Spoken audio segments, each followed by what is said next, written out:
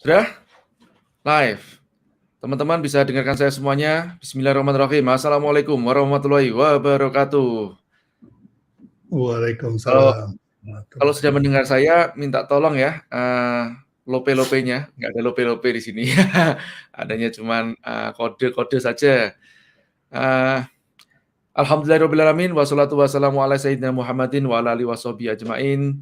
Amma ba'du. Terima kasih Pak Abi, sehat selalu semuanya di sana. Alhamdulillah. Teman-teman yang menyaksikan juga mudah-mudahan semuanya sehat semuanya. Ada dari Enrekang tuh Sulawesi Selatan, Situbondo, Purbalingga, mana lagi Jombang. Wah, mantap, ini sudah kumpul penggemarnya Pak Bi semuanya nih. Berapa total Nuri? Angkanya masih 59. Wah, ini masih terlalu kecil nih ya. Biasanya sampai 5.000-an kalau Pak Bi ini. Oke, Nur ini terlalu tinggi ya Nur ya ininya, posisinya. Enggak ya? Pas ya. Atau aku kurang tegak sedikit. Nah, begini nih ya. Harusnya tegak-tegak dikit. Siap. Oke, baik. Teman-teman, karena waktunya sudah jam 3.35 sekarang ini, jadi saya tidak akan menunda lagi. Kita akan pemaparan dari Pak Bi lebih dahulu. 30 menit ya, Pak Bi kira-kira. Supaya nanti kita bisa kira-kira selesai di 1 jam lebih dikit lah gitu. Dengan tanya jawabnya.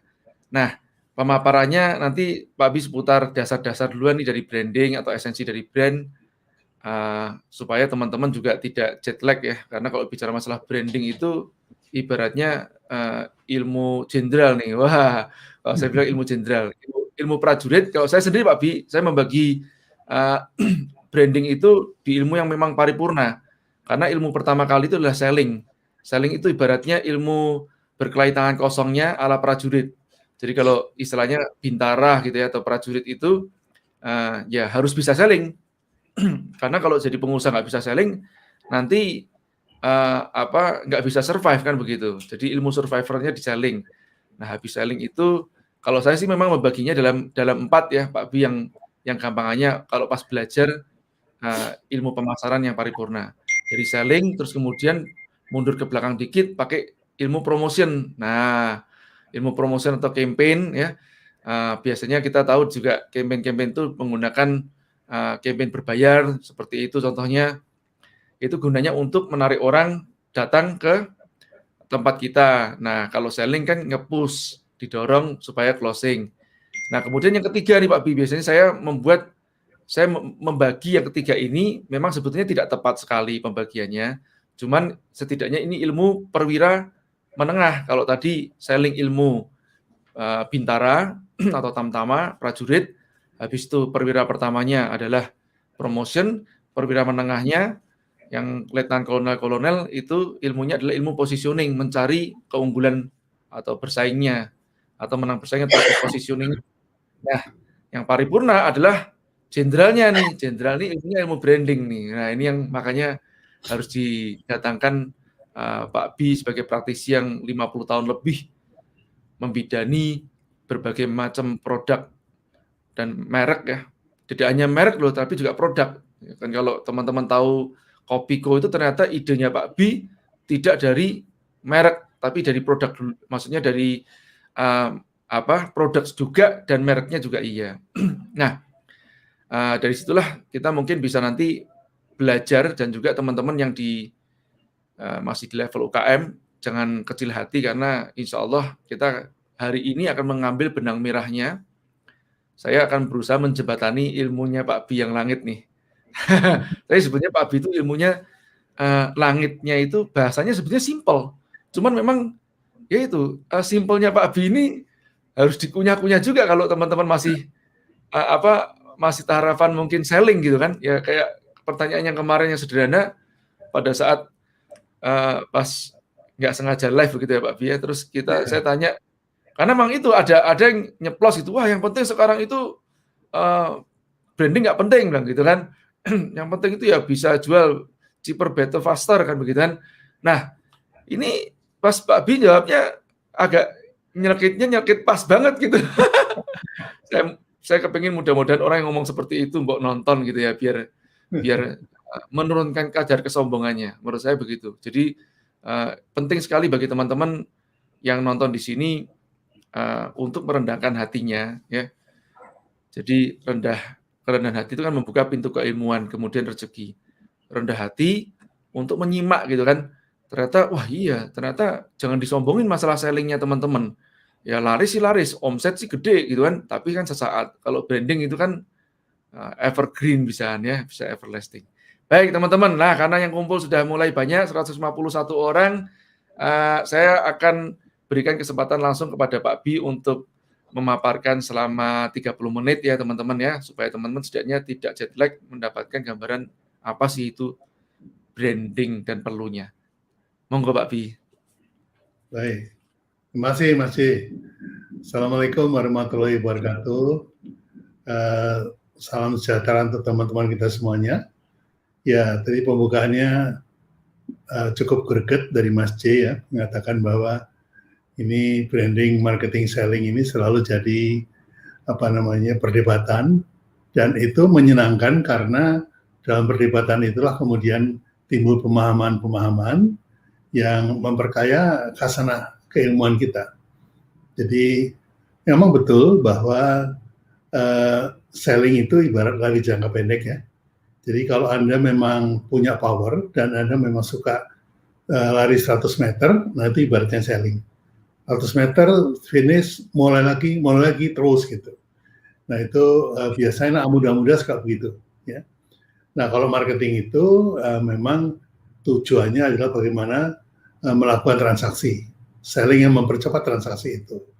Sementara kalau branding itu bagaimana membuat sustain. Jadi kalau brandingnya sukses, malah sellingnya nggak perlu gitu. Karena branding itu sendiri akan menjual. Baik, tidak saya perpanjang lagi, saya langsung share materi, yaitu tentang understanding branding, marketing, selling. Ya, izin saya share materi, Mas C ya. Oke.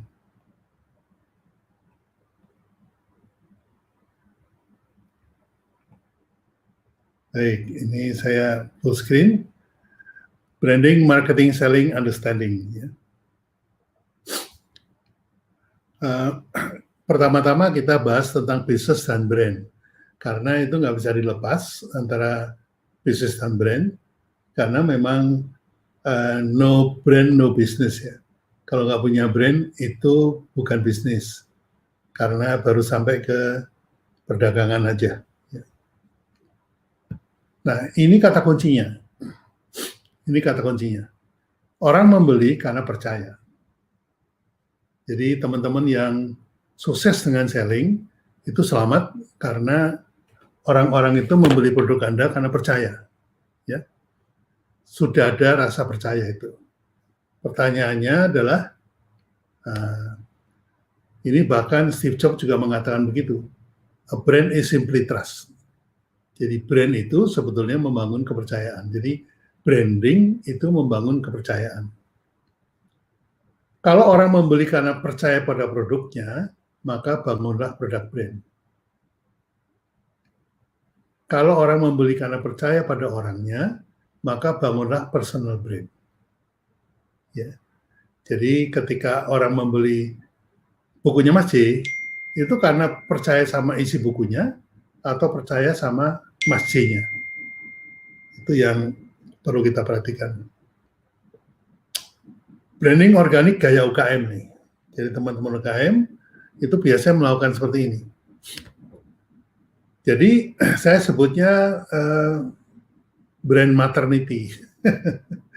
Jadi ibu ketika melahirkan, maka ketika ibunya masih di ruang operasi, babynya sudah dibawa ke ruang bayi.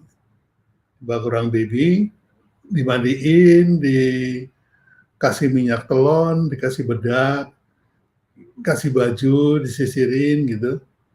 Kemudian dikasih gelang. Nah, di gelang itu ada nama. Nama siapa? Itu nama ibunya. Ya, di gelang itu nama ibunya. Jadi karena apa? Karena bayinya belum dikasih nama. Nah, kalau sampai 20 tahun kemudian, bayi itu ibunya lupa ngasih nama pada bayinya, maka ketika ditanya, namanya siapa?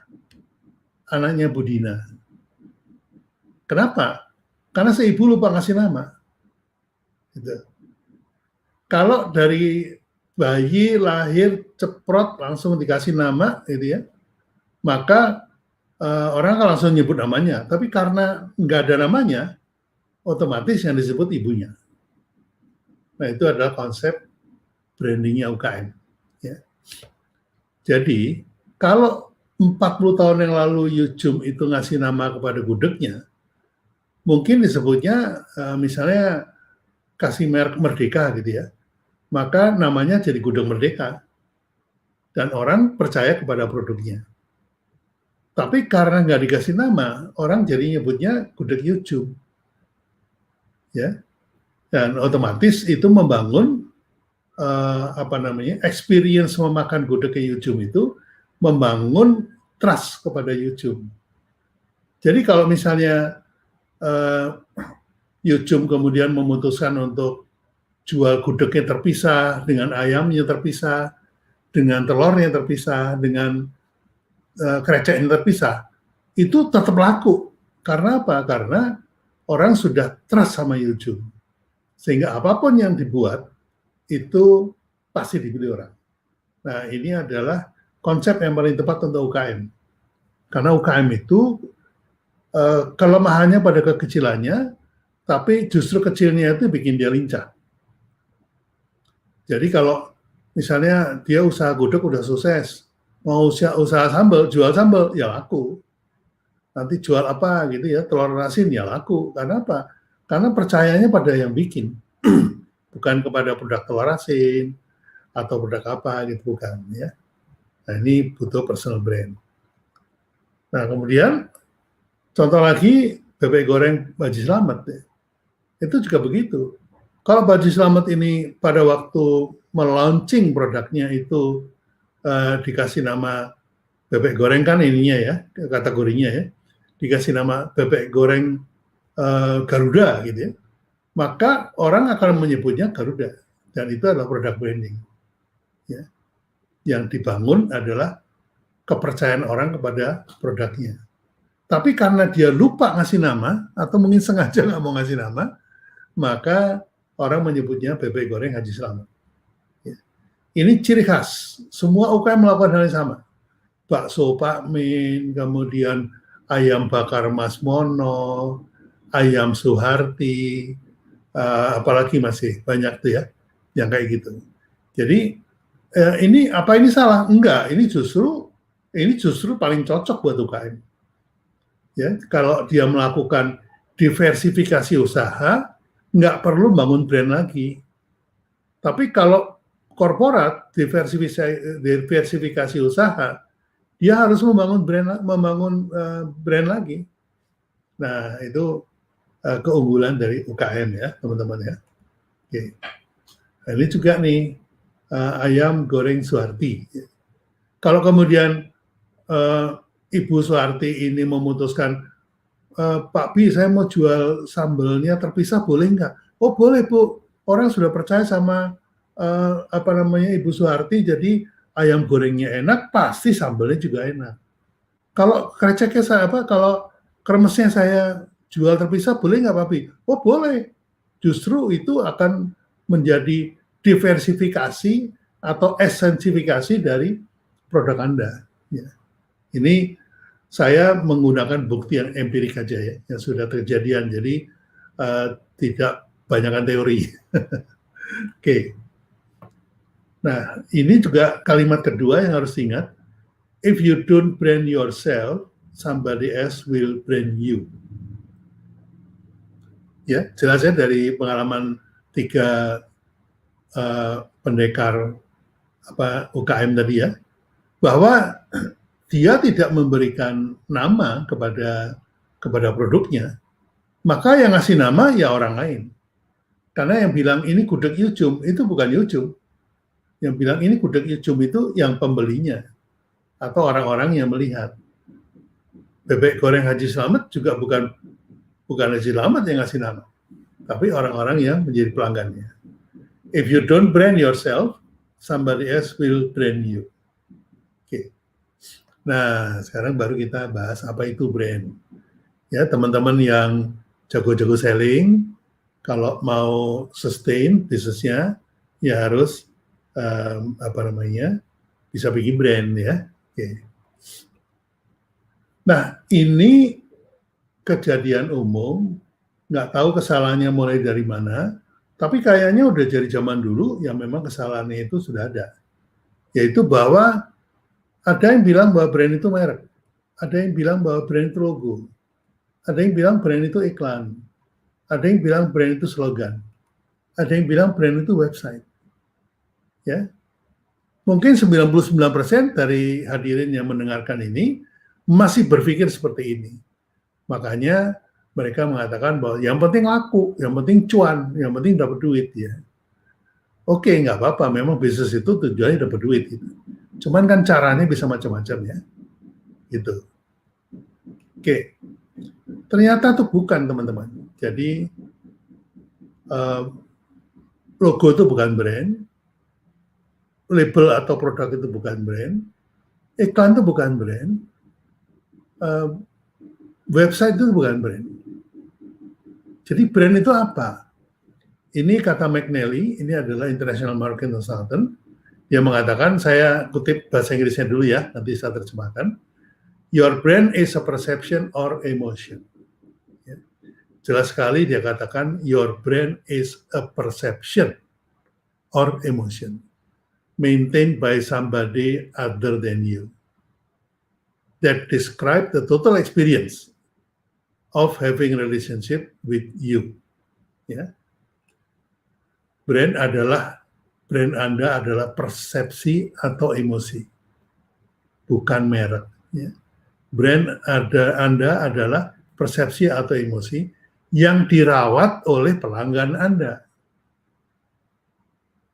yang merefleksikan pengalaman mereka berhubungan dengan Anda. Ini jelas sekali. Jadi kalau ada yang masih berpikir bahwa saya sebagai brand owner harus merawat brand saya, itu ternyata dibantah oleh profesor yang satu ini. Brand Anda adalah persepsi yang ada di kepala konsumen, ya, yang dirawat oleh pelanggan Anda, yang merefleksikan pengalaman mereka berhubungan dengan Anda.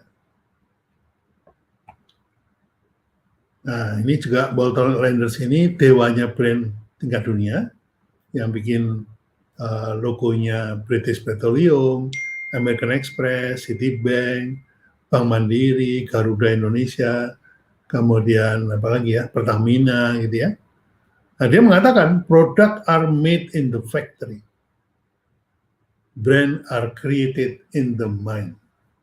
Produk itu dibikin di pabrik, brand diciptakan di benak konsumen. Ya. Jadi ini kelihatan sekali bahwa produk itu sesuatu yang sifatnya fisik, sementara brand itu sifatnya non-fisik. Jadi kalau label itu dicetak di pabrik, maka dia masuk bagian dari produk. Kalau logo itu kemudian ditempel di produknya, maka dia bagian dari produk. Nah, brandnya gimana, Pak Bi? Brand itu yang ada di persepsi konsumen ketika melihat logo atau label tadi. Ya. Nah, ini ada satu lagi peringatan keras dari Al Ries, ya, yang mengatakan bahwa marketing is a battle of perception, not product. Al Ries ini adalah penemu teori positioning. Jadi kalau tadi Mas Jim mengatakan level 3 itu positioning, nah ini penemunya, penemu teorinya. Ya. Jadi marketing adalah perang persepsi, bukan perang produk. Jadi kalau Mas Jim tadi mengatakan level perwira menengah itu adalah positioning, itu artinya medannya namanya marketing. Ya. Marketing adalah perang persepsi, bukan produk. Jadi kalau begitu Pak Bi, yang namanya inovasi itu inovasi kemana Pak Bi?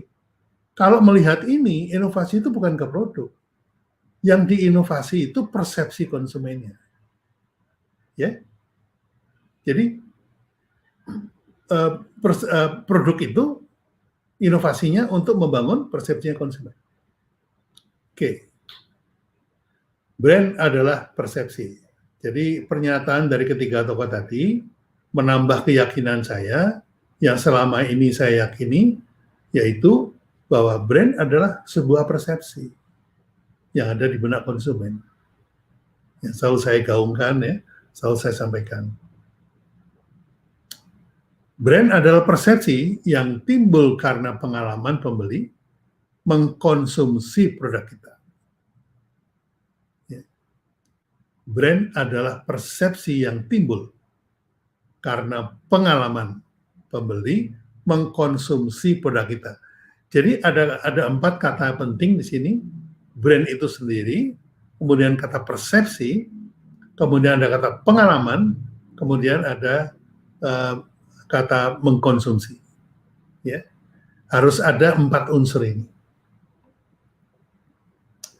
Nah, ini saya ingin menjelaskan sudut pandang orang selling dan marketing melihat pasar adalah jumlah orang yang memiliki kebutuhan yang sama atau masalah yang sama, keinginan yang sama, mencari solusi, dan memiliki kemampuan membeli. Jadi ingat ya, marketing dan selling itu fokusnya kepada jumlah orang. Marketing menyebutnya target market. Target market itu artinya masih jauh nih kalau kita main panahan ya, masih ya. Itu targetnya nggak mungkin di tangan kita kan, panahnya di tangan kita. Tapi targetnya tuh jauh di sana. Kemudian kita panah, tepat sasaran. Nah, begitu kena itu menjadi milik kita. Ya. Jelas di sini bahwa marketing fokus kepada new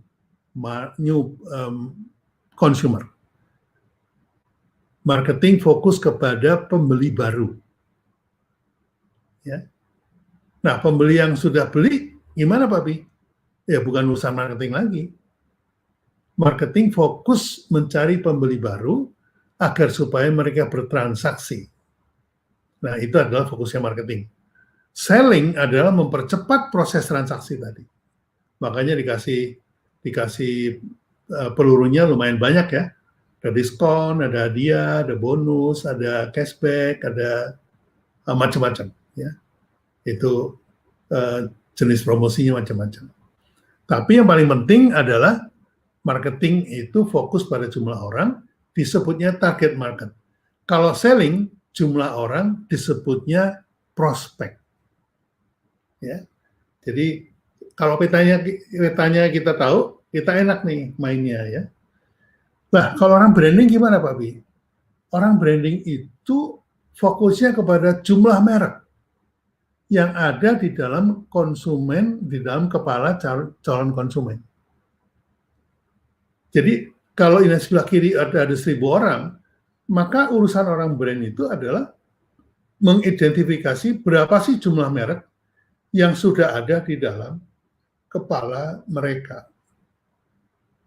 Ya, nanti akan saya jelaskan mengapa itu prosesnya seperti itu.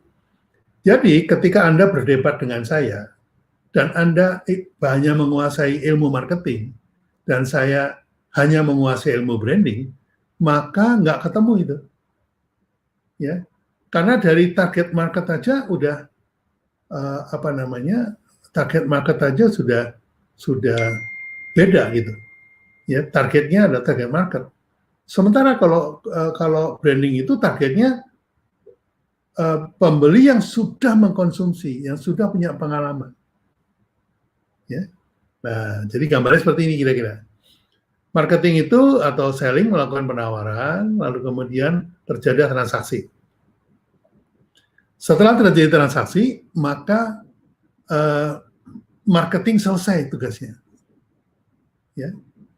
Selling juga selesai, karena udah jadi transaksi.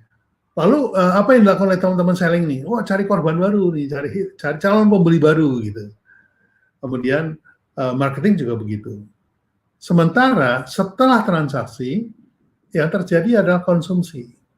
Konsumsi lahirlah pengalaman, pengalaman melahirkan persepsi, persepsi melahirkan brand. Ya. Jadi jelas bahwa brand itu adalah fokus kepada orang yang sudah konsumsi, orang yang sudah mempunyai pengalaman, experience. Jadi gimana Pak Bi, kalau misalnya kita mau marketing kan perlu branding? Enggak, Anda marketing aja. Ya. Loh, apa sih inventory-nya marketing? Inventory marketing itu ada produk. Produk Anda harus unggul, kan gitu ya.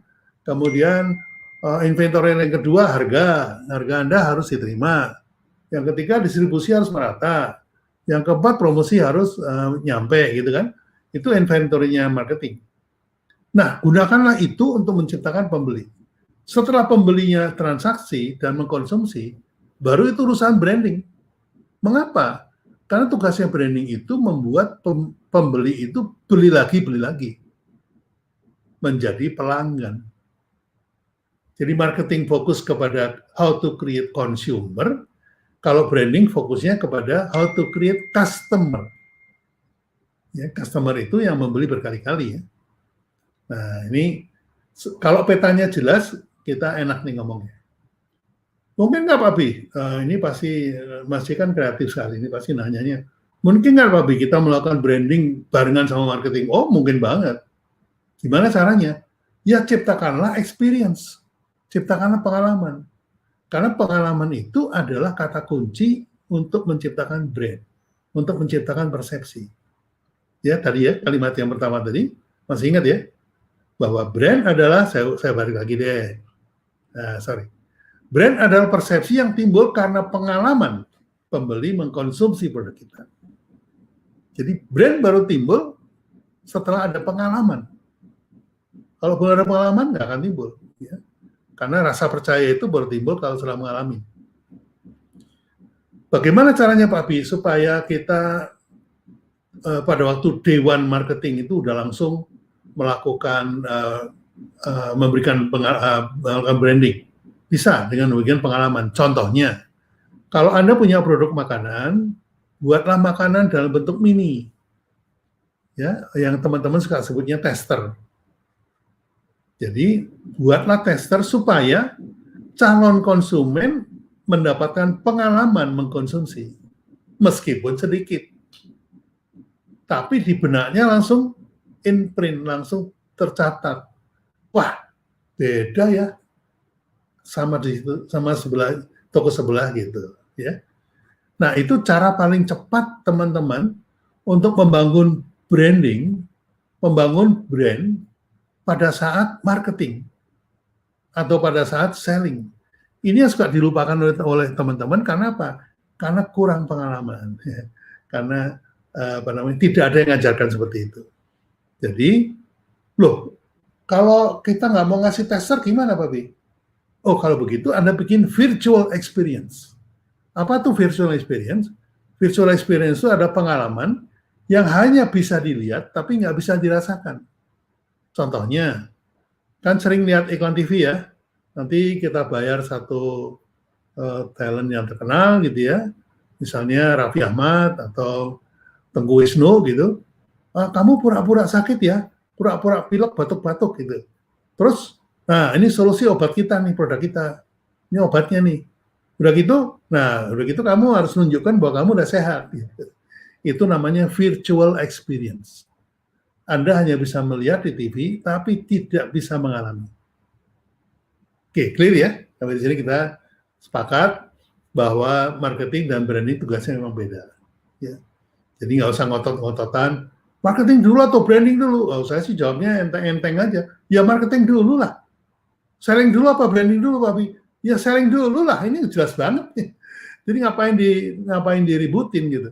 Karena apa? Selling dan marketing itu membantu konsumen untuk mendapatkan pengalaman. Nah, dari pengalaman itulah kemudian kita menciptakan brand. Ya. Oke. Baik. Nah, contohnya ini ya. Kalau Anda mau jual ayam goreng gitu ya, maka ketika dikonsumsi sebagai makanan, itu larinya ke perut. si ayam goreng ini larinya ke perut. Itu urusan marketing. Apakah produknya enak, produknya bagus, produknya menarik untuk dimakan, kan gitu ya. Nah, yang menjadi concern-nya branding adalah rasanya. Apakah rasanya unik sehingga itu dicatat di persepsi dari konsumennya. Karena rasa itulah yang kemudian membangun persepsi yang otomatis membangun brand. Ya. Nah, ini teman-teman ya, simpel ya. Jadi kalau marketing selling itu urusannya berapa kilo ayam gue bisa jual. Nah itu, kepada berapa ribu orang gue bisa kasih. Tapi orang branding cuma nanya, ada keunikan rasa apa yang bisa dicatat oleh konsumen di dalam persepsinya. Itu yang dibutuhkan oleh branding. Oke. Nah, nggak usah kecil hati teman-teman. Ini bahkan setingkat multinational company pun juga membuat tester. Ini tujuannya apa? Untuk memberikan pengalaman meskipun mini ya. Kalau dilihat bentuknya kan dari yang besar ini kan, ini kecilnya. Justru kecil itu malah wah enak kurang gitu. Karena kurang jadi beli lagi yang gede. Ya. Jadi ini cara yang proven dilakukan oleh semuanya ya, McD juga melakukan, Coca-Cola melakukan, kemudian juga Starbucks melakukan. Nah, sekarang bedanya branding dan brand. Apa itu branding dan apa itu brand? Saya analogikan kita sedang bermain bola basket. Maka ketika saya lempar ke tembok, bola itu mantul. Ya. Kenapa saya analogikan pelanggan itu sama dengan tembok? Karena pelanggan ini ngeyel, sukanya itu ngelawan aja gitu. Jadi kita kasih umpan, kita kasih stimulan, maka yang terjadi itu persepsi. Dia cuma bisa komentar gitu ya. Dilempar apapun, komentarnya itu pasti aneh-aneh. Gitu. Nah, persepsi yang timbul itulah yang kemudian menjadi opini. Nah, ketika kita ingin, misalnya saya ingin dipersepsikan sebagai orang yang ramah gitu ya, sebagai orang ramah, maka saya kemana-mana saya menggunakan stimulusnya senyum. Jadi kalau orang lihat saya senyum sana, senyum sini, senyum saya sendiri, maka orang beranggapan bahwa Pak Bini orangnya ramah ya. Hanya menggunakan senyum yang tidak pakai biaya, tidak pakai ongkos iklan, saya sudah berhasil membangun persepsi. Itu. Ya. Ini yang terjadi. Dan stimulus itu di tangan kita. Kita melempar ke arah ke kiri, ya persepsinya ke kiri. Kalau kita lempar ke kanan, persepsinya ke kanan. Kita lempar ke atas, pantulannya ke atas juga. Nah, ini ya teman-teman ya.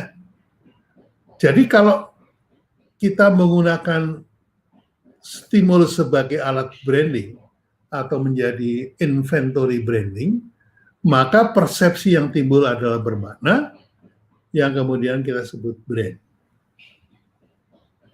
Jadi brand itu hasilnya dari branding. Branding itu inventory-nya apa aja, Pak? Wah, macam-macam ya. Tadi dengan senyum bisa, dengan logo bisa, dengan merek boleh nggak, Pak? Bisa. Iklan bisa nggak? Bisa. Semua bisa. Ya bahkan nanti saya tunjukin bahwa kita nggak pakai iklan pun juga bisa mampu membuat multinational company itu melakukan branding. Ya, gitu. Jadi kalau misalnya Anda jualan ayam goreng itu di satu jalan itu ada 5 restoran, kemudian Anda kepingin beda dari restoran yang lain. Apa yang Anda lakukan? Anda cukup membuat semua karyawan Anda itu harus senyum. Di restoran itu harus senyum. Ya, maka Anda akan terkenal, wah ini resto ayam yang tersenyum. Dari tukang parkir, kemudian front door, doorman-nya juga, kemudian kru-nya, kemudian chef-nya, kemudian kasirnya, itu semua selalu tersenyum. Maka di antara 5 restoran ayam itu yang dikenal sebagai resto ayam yang tersenyum, itu adalah Anda. Itu menjadi brand Anda. Ya, brand Anda. Makanya suka ada yang aneh-aneh kan, bilang, semangat pagi, padahal malam. Semangat pagi, gitu, biar aneh gitu. Tapi ya cuma beda doang. Dan itu gampang ditiru. Nah, itu tidak akan sustain ya, teman-teman. Jadi, kalau nggak mau pakai biaya, ya itu tadi, pakai senyum lah, pakai salam lah, gitu. Cuma ya harus diingat, karena Anda juga nggak pakai biaya, orang lain juga bisa meniru tanpa keluar biaya juga. Bukan sekedar beda, ya, harus sesuatu yang unik. Nah, ketika saya menangani McD dari tahun 97 sampai 2004, McD itu dikenal kategorinya adalah resto fast food. Ya. Resto fast food yang bersama-sama dengan KFC, dengan Burger King, mereka berada di laci yang sama, di dalam kategori yang sama. Lalu, apa yang terjadi?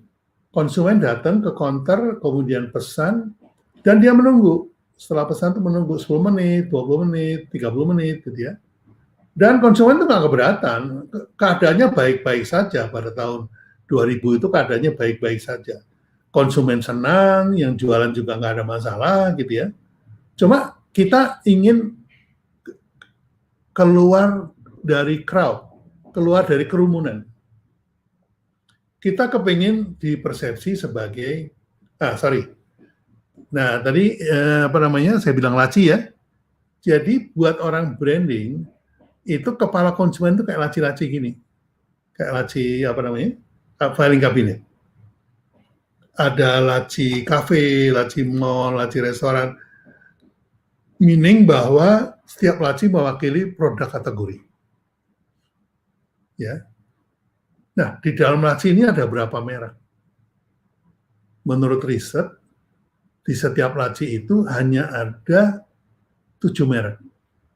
Jadi, kalau lacinya bisa ribuan, bayangin masih berapa ratus ribu produk kategori. Banyak sekali.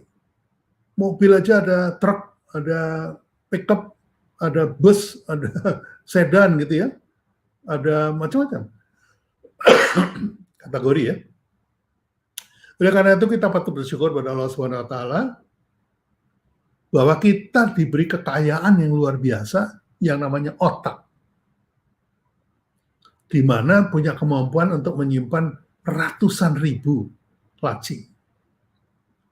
Di dalamnya masing-masing hanya ada 7 merek. Kenapa? Karena kemampuan orang mengingat merek itu hanya 7, disebutnya evoke list. Hanya ada 7.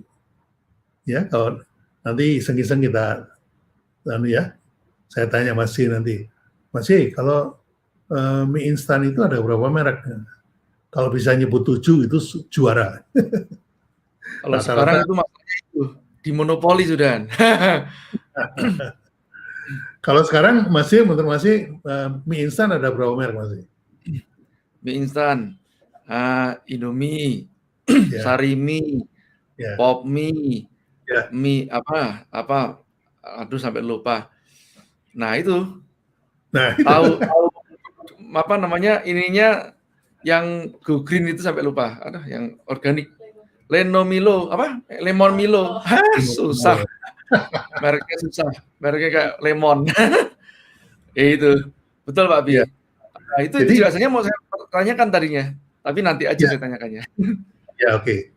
Jadi begini Mas, teman-teman tuh beranggapan bahwa kalau saya bikin produk itu udah pasti masuk ke laci. Enggak teman-teman. Yang masuk laci itu cuma 7. Yang disebut masih pertama itu adalah top of mind. Selalu disebut yang pertama itu top of mind. Nah, bagaimana kalau merek Anda itu atau brand Anda itu adalah yang ke-10 atau yang ke-20? Karena Anda latecomers, gitu. Datang belakangan. Itu Anda harus berusaha mati-matian untuk masuk ke dalam laci. Itu usahanya nggak gampang itu, masuk ke laci itu. Ya. Jadi usaha pertama masuk ke laci, udah gitu di dalam Anda harus berkelahi sama 7 merek yang sudah di situ untuk menjadi top of mind. Nah, kita lihat apa yang dilakukan McD ya. Jadi kalau kita bicara fast food, itu macam-macam. Ada family restaurant, ada McD, ada KFC, ada belum termasuk Sabana segala macam ya. Nah, dari itu semua, McD kepengen keluar dari kerumunan itu. Pengen dipersepsi sebagai fast food 1 menit. Kalau fast food yang lain 20 menit, 30 menit, ya monggo, nggak ada masalah.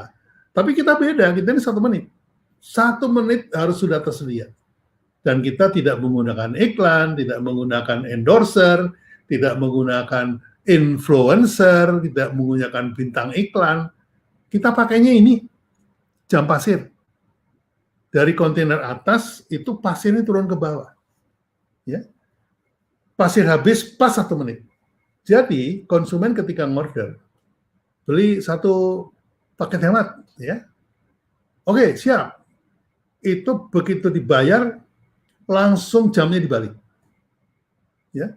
Begitu jamnya dibalik, kru McD akan sibuk menyiapkan makanan pesanan, sementara konsumennya ngapain, Mas? Konsumennya itu mantengin yang namanya pasir itu, Mas. Dia pelototin butir demi butir, satu persatu jatuh dari atas ke bawah. Kenapa? Dia menunggu pasir terakhir. Begitu pasir terakhir jatuh dan pesanannya belum terhidang, dia menang, dia langsung teriak, "Hore, saya menang, dapat es krim cone." Gitu. Tapi yang perlu teman-teman perhatikan adalah ketika konsumen fokus melihat pasir-pasir itu otaknya blank, Mas ya. Otaknya blank, nggak mikir apa-apa, cuman fokus pada pasir. Itu yang disebut dengan hipnotis. Ya. Itu kalau sudah seperti itu, dimasukin apapun masuk, Mas. Pesan apapun masuk. Bahwa kita ini fast food 1 menit, itu masuk. Ya. Nah, akhirnya di dalam Evoclis ini ada 7 merek ini, McD menjadi top of mind karena apa? Karena 1 menit tadi. Dan menjadi new kategori yang hanya ada di McD. Itulah kemudian ketika melihat logo ini, teringatlah kata ini, mana lagi selain di McD. Ya, itu kan sebetulnya kata sombongnya kan nggak ada lagi selain McD yang bisa 1 menit gitu ya, Mas ya. Nah, ini adalah yang disebut tagline. Ya. Jadi teman-teman kalau tahu flow-nya itu enak, Mas. Jadi nggak asbun gitu. Oke, baik, lanjut. Nah, kalau kita membuat komunikasi atau kita melemparkan sebuah campaign, itu ibarat kita menciptakan 1 bel, Mas. Ya. Jadi bel alarm sebagai stimulan, ketika alarm berbunyi, maka persepsi yang muncul harus bangun. Wah, saya harus bangun nih. Ekspektasi yang muncul, buru-buru berangkat ke kantor. Kemudian reaksinya, buka selimut, lalu aksinya turun dari ranjang. Nah, ini adalah konflik yang brand yang menghasilkan aksi. Kalau brand yang menghasilkan persepsi, kemudian tidak ada aksi, ya kemudian belum selesai gitu ya. Nah, ada lagi nih, Mas. Ting tong, itu bel pintu. Persepsi yang timbul apa? Wah, ada tamu. Ekspektasinya pacar datang atau Gojek datang kalau sekarang ya. Kemudian reaksinya berjalan ke pintu dan aksinya buka pintu. Nah, inilah brand. Tanpa kita sadari, kita hidup itu sebetulnya dari bel ke bel, Mas. Dari mulai bangun tidur pakai bel, kemudian rice cooker pakai bel, microwave pakai bel, kemudian ada tamu pakai bel, jalan ke kantor ada bel sepeda, ada bel mobil, ada sirene mobil, ada sirene polisi, sirene ambulans, banyak sekali. Belum lagi jalan gitu azan, wah ini bel lagi nih. Jadi tanpa kita sadari kita ini dikepung oleh banyak bel. Kalau kata Steve Jobs, kita ini hidup di alam yang sangat bising. Ya, hampir tidak ada kesempatan orang untuk mengingat bel Anda. Karena belnya udah jutaan, udah macam-macam belnya. Ini hati-hati ya teman-teman. Jadi jangan menggampangkan persoalan bel. Contohnya, saking kreatifnya agensi Anda bikin alarm pagi, bangun pagi dengan bel pintu. Jadi jam 4 pagi, ting tong, karena pengen sholat subuh, jangan terlambat karena mau sahur gitu ya. Dia bukannya lari ke meja makan, dia lari ke pintu. Ya. Oh, kok tamunya nggak ada gitu ya. Nah, karena mesti hati-hati. Setiap bel punya fanatic value. Ini harus diingat oleh teman-teman ya. Jadi apalagi kalau Anda bikin bel pintu pakai alarm kebakaran, waduh. Begitu pencet pintu, ngoi, buat teriak di dalam kebakaran gitu ya. Jadi jangan terlalu kreatif ya teman-teman, mentang-mentang Anda agensi harus menciptakan ide baru, kemudian kreatifnya dipaksakan, itu jangan ya. Saya pun juga ketika menerima assignment Indomie, saya ditanya, Pak Bi gimana nih kalau tagline seleraku ini masih kita pakai? Oh bagus Bu, Ibu udah keluar berapa miliar buat memperkenalkan Indomie seleraku? Oh udah banyak Pak. Oh kalau itu jangan, investasinya jangan sampai hilang. Kemudian jingle Mas Arianto ini masih bagus nih Pak. Menurut Bapak, kalau mau diganti aja. Enggak Bu, itu udah menjadi aset, jangan dibuang gitu. Ya hati-hati nih. Oke, nah ketika posisi konsumen seperti ini, saya ingin memasukkan bel ganti yang ngopi, saya pakai alat ini. Bila mata ngantuk, Anda sibuk, tak sempat ngopi. Ambil saja Kopiko, kopi fermen Kopiko. Bila mata ngantuk, hati Anda sibuk, tak sempat ngopi. Ambil saja Kopiko, kopi fermen Kopiko. Ganti yang ngopi, satu lagi dari Mayora. Nah, teman-teman jangan cuma mengandalkan strategi ya. Strategi itu ibarat masak baru resepnya doang gitu ya. Anda harus bisa masaknya, bahannya juga harus benar, masaknya juga harus benar gitu. Mengapa ini adalah inventory dari strategi branding ya. Jadi jingle salah satunya. Jadi kenapa kita harus menguasai juga, harus tahu nih bahwa jingle itu bukan lagu ya. Kenapa kok tadi itu nadanya naik ya, itu semua ada strateginya. Jadi ada baiknya juga Anda menguasai ilmu jingle, supaya apa? Oh kan saya nggak bikin sendiri Pak Abi, ya kan situ ngorder sama orang kan. Nah begitu ngorder Anda nggak tahu definisi dari jingle, maka Anda terima aja dikasih lagu gitu ya. Padahal lagu itu mengekspresikan penulisnya, penulis lagunya, mengekspresikan perasaan dari penyanyinya gitu ya. Nah kayak Kopiko tadi kan speednya gitu ya. Bila mata ngantuk tapi Anda sibuk. Oke, melodinya nggak saya rubah, liriknya nggak saya rubah, yang saya rubah hanya beat per menitnya atau temponya saya rubah. Dari 130 saya turunin jadi 60 misalnya. Jadi bila mata ngantuk tapi Anda sibuk, liriknya sama, melodinya sama. Dirubah temponya, persepsi yang muncul di konsumen beda. Hati ya teman-teman ya. Oke, jadi ketika dapat stimulan tagline ganti yang ngopi, persepsinya, wah ini obat ngantuk nih. Ekspektasinya secangkir kopi, namanya orang ngantuk ya. Tapi nggak ada secangkir kopi ya sudah, Kopiko dulu. Nah, ini adalah hasil dari branding. Nah, yang teman-teman klien-klien saya ini kurang waspada adalah ketika kemudian saya sudah membuat in-print lewat jingle dari tahun 89, itu sampai sekarang mereka nggak mampu mengganti jingle. Kalau jinglenya bukan yang itu nggak diterima oleh konsumen karena sudah in-print gitu. Sama dengan kalau kita dengar bel sirine tadi ya, bel pintu sama sirine ambulans itu kan beda banget. Itu sudah in-print, sudah menjadi punya fanatic value. Nah, baru deh nggak bisa lari dari Pak Bi. Ingat, people buy feelings, they don't buy product, kata Seth Godin. Maksudnya begini, jadi orang itu, konsumen itu sudah bisa memutuskan, baiklah saya akan beli produknya karena produknya bagus, baiklah saya akan beli produknya karena harganya cocok, baiklah itu bermanfaat buat saya, bla bla bla. Tapi belinya nggak sekarang, bulan depan aja. Kenapa? Nggak tahu ya, feeling gue aja. Nah, hati-hati.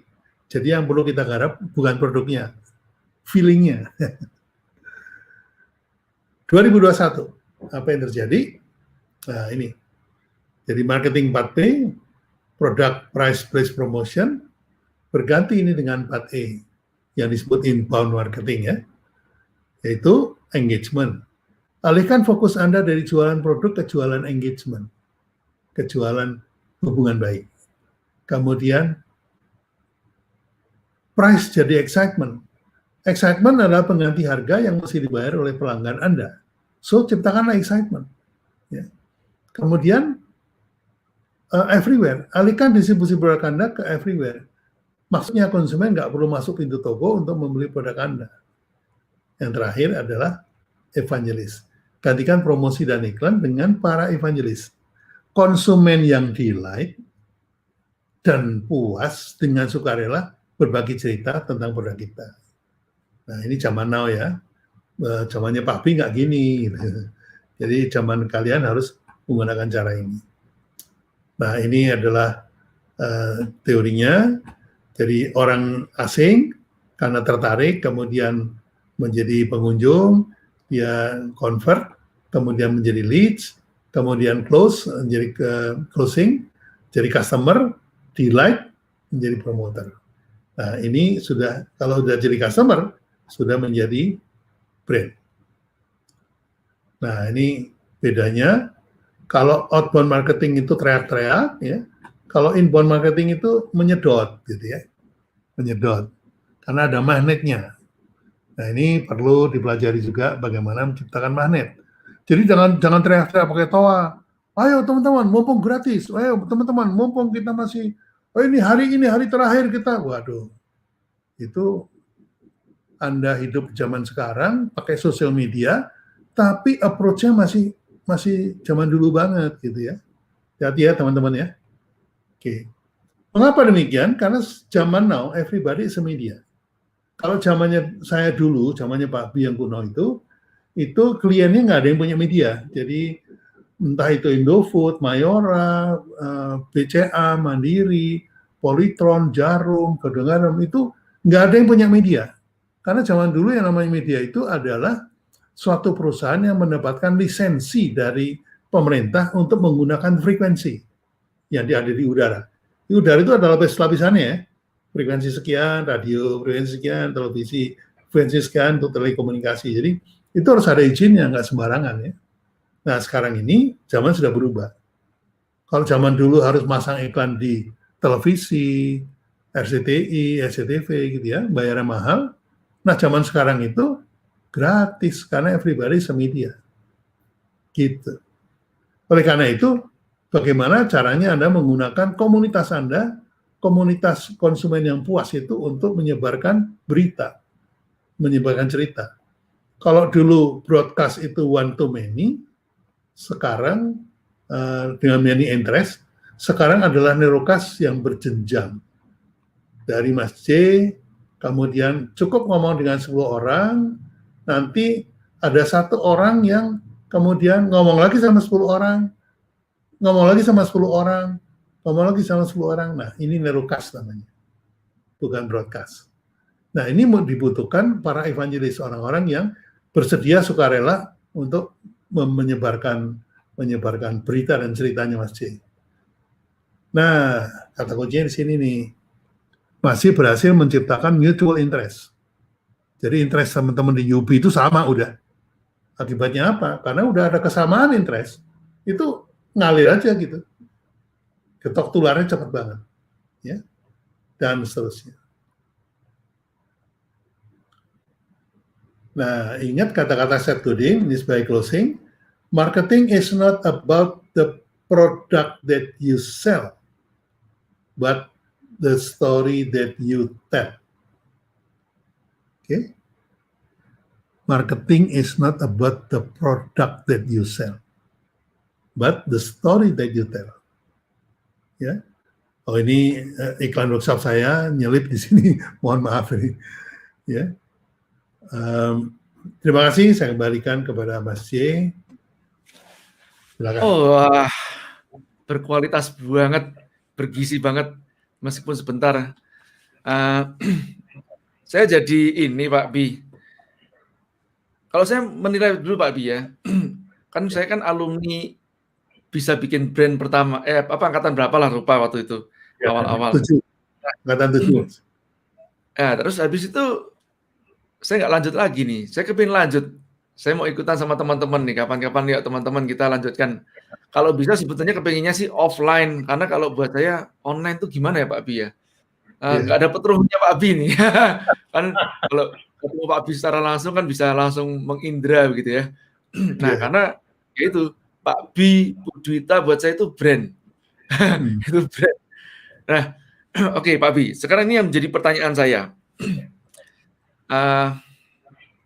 Teman-teman silakan ya ketikkan pertanyaan-pertanyaan Anda, nanti akan ditampilkan di layar, tapi sebelumnya saya akan bertanya dulu kan. Yang Pak Bi lakukan tadi itu kan seperti McD, Indomie, Kopiko, itu kalau saya perhatikan, itu kan menggunakan yang pertama mass marketing campaign-nya. Artinya medianya itu massal. Jadi kalau ibaratnya dicuci otak itu yang namanya tai kucing bisa rasa coklat. Seolah seperti gitu. Kedua, mereka menggunakan distribution konvensional yang padat modal juga. Ya. Nah, sementara UKM ini kan punya kelemahan di cash flow. Baik buat distribusinya, campaign-nya terlalu kenceng, viral juga iya, distribusinya malah nggak merata ya, misalnya belum merata nanti menjadi celah bagi kompetitor untuk masuk gitu kan. Nah, apalagi kalau kompetitornya lebih gede, dikampanykan sebentar habis dia seolah nggak pernah mendengar nama brand kita, padahal sebenarnya kita yang pertama kali ngimprint gitu ya. Nah, tapi perusahaan besar nanti akan maling duluan gitu kan dari situ. Nah, fenomena ini kalau menurut Pak Bi itu apa yang harus kita lakukan solusinya ya? Misalkan tadi yang pertama adalah kalau tidak mass marketing tadi itu pakai evangelis. Nah, sementara kalau kita ini evangelisnya paling baru kelas 1 pertemanan kecil kita. Nah, katakanlah mereka nanti getok tularnya ke teman-teman yang kecil lagi. Misalkanlah katakanlah 1 orang bisa mempengaruhi 10 orang. Nah, apakah kita bisa menang dengan mereka yang bisa mempengaruhi langsung 1 juta orang kan begitu ya? Misalnya langsung pakai influencer yang udah jutaan orang gitu kan? Bagaimana nih fenomenanya Pak Bi? Ya, mereka melakukan mass marketing kan itu zamannya Mas. Pada zaman itu belum ada sosial media, yang ada ya mass media, sehingga mereka menggunakan mass media. Tapi jangan salah bahwa dana yang mereka keluarkan itu ada istilahnya 50% going down the drain. 50% itu terbuang percuma Mas. Itu mereka tahu banget itu. Jadi kalau mereka guyur dengan 10 miliar, itu mereka tahu banget bahwa 5 miliar itu nggak efektif. Nah, ini yang pertama ya. Dan kemudian mereka juga tidak bisa hanya satu kali tayang. Harus berkali-kali. Malah kalau di kelas itu saya ajarkan frekuensi itu sampai 13 kali baru in print. 13 kali baru in print. Sehingga itu menggunakan metode broadcast. Broadcast itu kayak orang lempar jaring, tujuannya jaring ikan, tapi karena nggak yakin dapat ikan, maka yang separuh dilempar ke daratan, Mas. Siapa tahu yang di laut dapat ikan, yang di daratan dapat ayam, kan gitu ya. Nah, tapi ternyata pada kenyataannya, ya itu yang di daratan ya wasting, gitu. Meskipun sudah ada media selection, penontonnya Sidul anak Betawi adalah target market kita, gitu ya. Kan baru target ya, belum jadi market. kemudian penontonnya sinetron ini adalah target market kita gitu. Tapi tetap ada yang lolos. Nah, apakah cara itu masih efektif? Yes, masih efektif untuk kira-kira 40% penduduk Indonesia yang belum terkena internet. Jadi pelanggan internet itu di Indonesia masih 60%, Mas. Jadi sekitar hampir 200 juta orang sudah menggunakan sosial media. Yang sisanya itu masih offline. Tapi jangan salah, Mas. Orang Indonesia kan 260 juta ya. Jadi 60 juta itu, 70 juta atau 80 juta itu gede banget, Mas. Kalau dijumlah tuh penduduk Singapura, penduduk Malaysia, penduduk Filipina, penduduk Hong Kong, itu belum nyampe offline-nya Indonesia. Jadi market offline masih gede banget. Jadi teman-teman UKM juga nggak perlu harus masuk ke online ya. Gitu. Jadi bisa diperhatikan juga market offline-nya. Nah, yang perlu kita sadari adalah UKM itu penuh dengan kelemahan. Sementara kalau korporat yang Anda sebutkan tadi, itu penuh dengan kelebihan. Kelebihan korporat itu besar, Mas. Modalnya besar, pabriknya besar, targetnya besar, uang yang terlibat besar, profitnya besar gitu. Nah, tapi at the same time, kebesarannya itu merupakan kelemahannya. Karena besar, kalau dia mau ganti produk, itu sulit sekali, Mas. Ya, karena itu mereka menggunakan produk branding, yang di branding produknya. Jadi produknya itu akan menjadi taruhan masa depan dari perusahaannya. Kalau ini gagal, selesai. Ini adalah berbisnis secara korporat. Mereka bikin produk branding, taruhannya pada produk, sampai 10 tahun ke depan, kehidupan perusahaan ditaruhkan pada produk itu. Beda dengan UKM, Mas. UKM itu penuh kelemahan, Mas Jir bilang tadi. Semua serba kecil. Modal kecil, perusahaannya kecil, jumlah orangnya juga kecil, terus segala macam kecil ya. Nah, justru kekecilannya itulah keunggulannya, Mas. Karena teman-teman UKM itu kalau mau ganti produk itu nggak pakai sen, Mas. Kayak emak-emak naik motor itu belok kanan ya belok aja, nggak usah pakai tanda dulu. Coba kalau Indomie mesti ganti produk jadi sotomi aja, Mas, karena harus ada kangkung yang dimasukkan. Itu rapatnya aja mungkin 2 tahun, Mas, untuk memutuskan mesin mana yang bagus untuk mengeringkan kangkung dan segala macam. Tapi kalau UKM, Mas, hari ini jualan dorong-dorong gerobak bakso. Terus ada ibu-ibu panggil, Pak, sini. Minggu depan bisa nggak nyediain soto, Pak? Oh, bisa, Bu. Nggak ada yang jual, UKM nggak pernah bilang nggak bisa, Pak. Selalu bisa. Perkara antara malam nyari teman yang bisa bikin soto itu urusan belakangan. Pokoknya bisa dulu. Ada berapa, Bu, pesanannya? Ada 10.000. Wah, bisa, Bu. Bisa banget. Gitu. Nah, itu dari jualan bakso ke jualan soto, itu nggak perlu pakai rapat direksi, nggak perlu rapat R&D, nggak perlu. Nah, ini adalah keunggulan UKM yang jarang dimanfaatkan oleh teman-teman. Jadi, kesalahan terbesar dari UKM adalah berpikir cara korporat. Menurut saya, jangan. Ya, UKM itu lokal, kuasailah wilayah Anda, kencingilah daerah Anda, istilahnya masih kencingi dulu, terus distribusinya repot sekali, Pak Bi, kalau harus pakai riset dan distribusinya pakai perusahaan asing. Kalau UKM risetnya pakai tukang sayur aja, Mas. Anda panggil tukang sayur, Anda tanya, Pak, Anda setiap hari kan melayani 100 rumah ini. Rumah nomor 1 namanya siapa? Istrinya siapa? Anaknya kuliah di mana? Pacarnya siapa? Itu kenal semua, Mas. Semua informasi, semua gosip tahu semua. Nah, ini yang tidak pernah ditengok oleh teman-teman UKM. Padahal tukang sayur bisa juga untuk mendistribusikan tester. Pak, ini saya kasih tester 100 ya. Rumah nomor 1 sampai nomor 100 dibagi ya Pak ya. Nah, nanti minta nomor telepon, nama sama alamat email. Nah, itu kan nge-lead, Mas. Dengan tester Anda bisa nge-lead. Nah, ini yang berpikirnya itu jangan kayak korporat lah. Berpikir yang simple saja seperti dari mencoba tadi muncul persepsi. Nah, mulai imprint jadi brand ya. Kemudian dia pesan tukang sayur, besok bawa lagi ya. Tapi jangan tester dong, itu produknya gitu.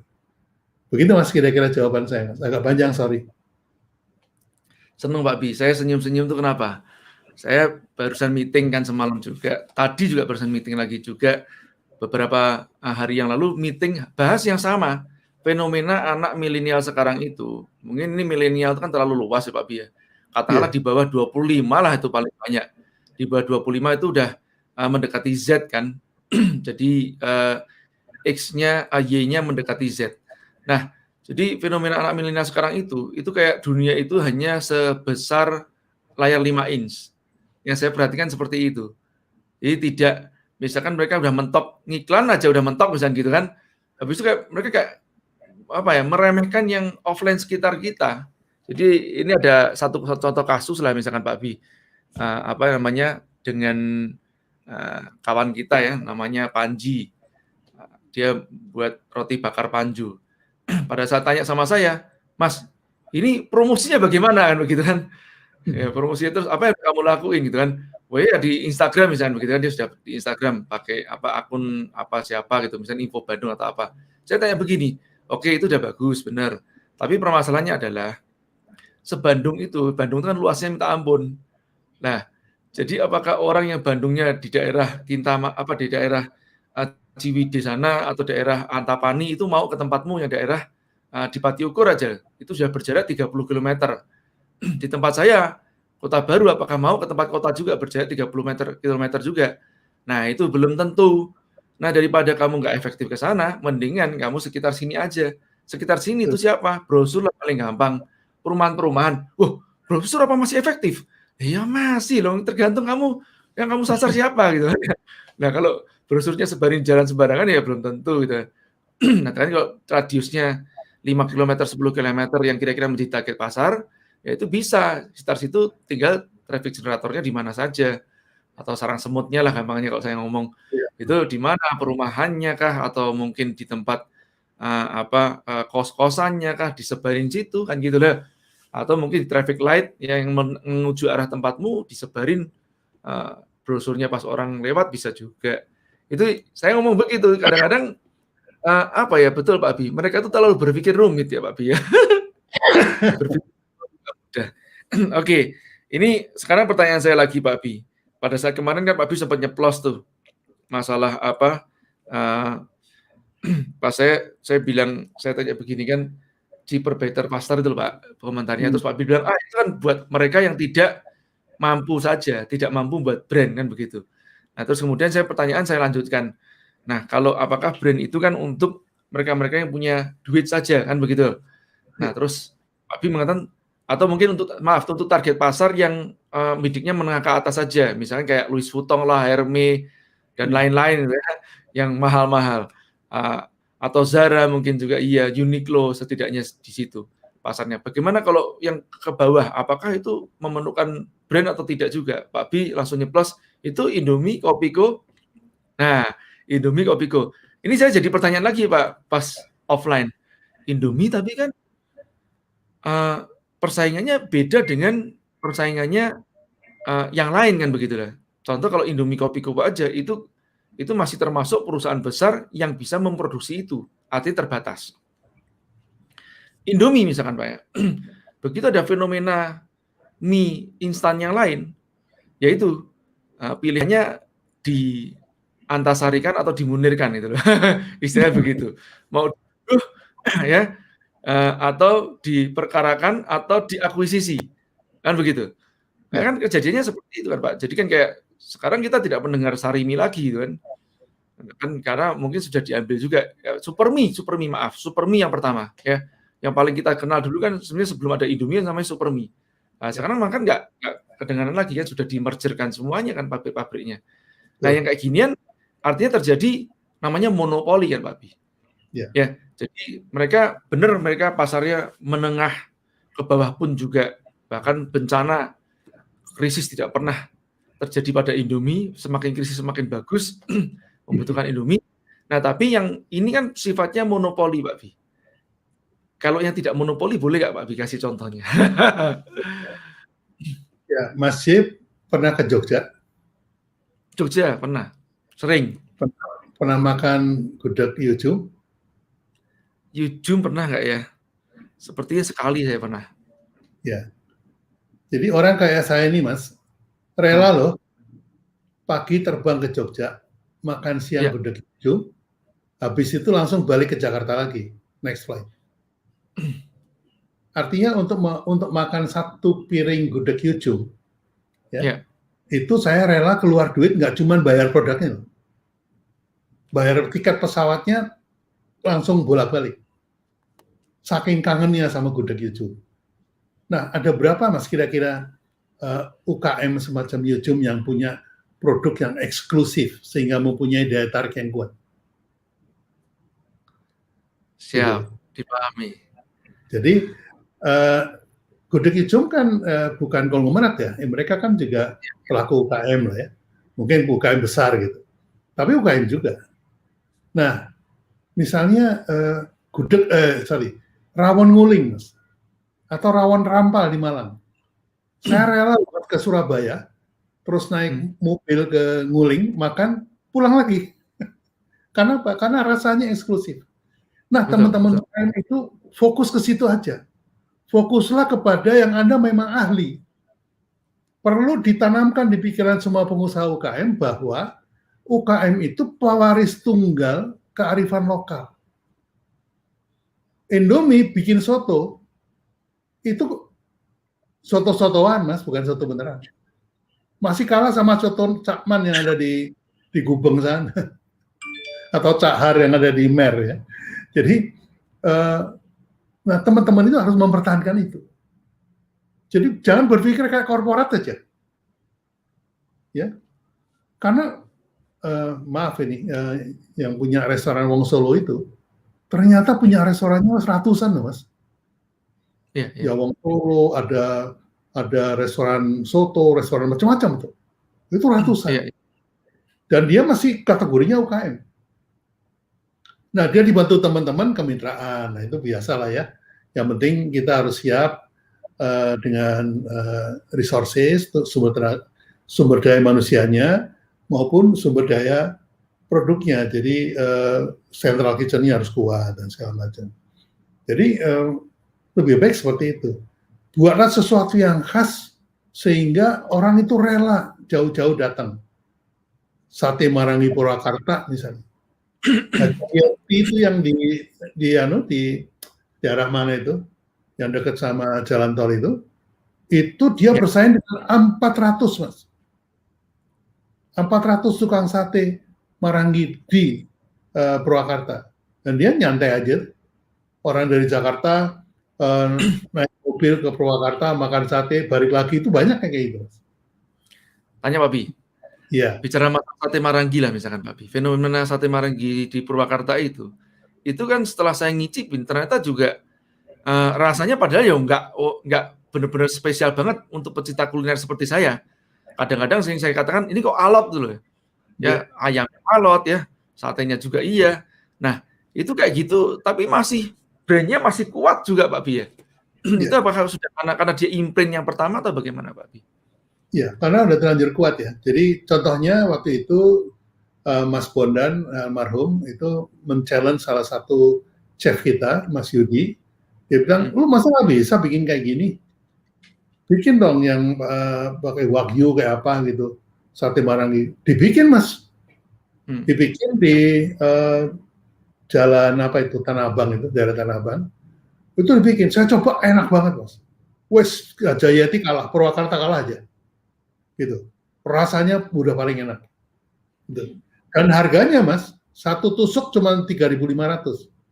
Wow. Sementara yang di Hajayati itu Satu tusuk 3 potong daging 4.500. Gitu. Jadi orang itu bersedia bayar lebih mahal dengan kualitas yang lebih jelek. Dengan tempat yang lebih Ya, jelek juga. Karena ini yang apa namanya yang sate Marangi Wagyu ini dibuat di restoran, Mas. Jadi Ya. experience-nya nggak dapat. Experience ya.